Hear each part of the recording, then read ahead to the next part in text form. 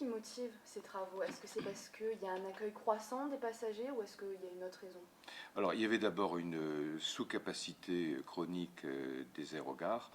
Ces travaux auraient dû être faits à la fin des années 90, début des années 2000.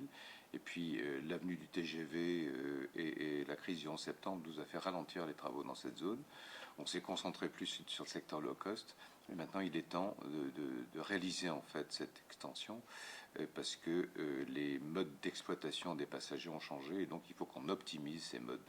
Les travaux qui vont venir prochainement, dans les années 2018-2025, concernent les extensions de l'aérogare. Ils vont se faire en deux temps.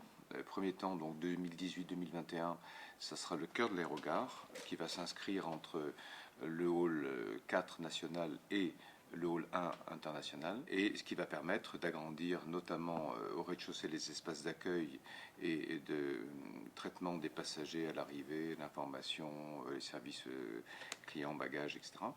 Et à l'étage, surtout, toute la partie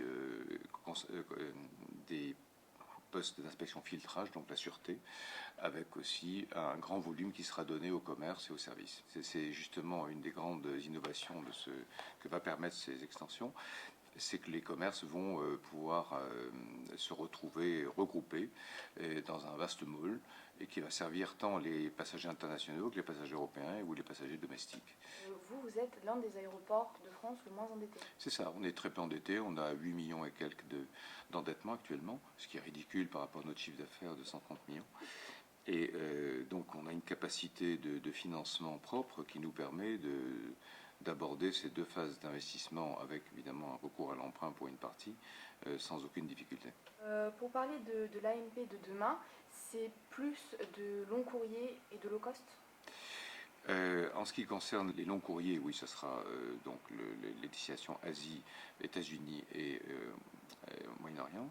Le low cost demain aussi aura toute sa part en croissance puisqu'on va aussi agrandir MP2, deux salles d'embarquement supplémentaires, deux postes avions, pour pouvoir justement accepter toute cette croissance à venir. Et là, c'est plus récent puisque ça sera démarrage des travaux en 2018 pour livraison 2020.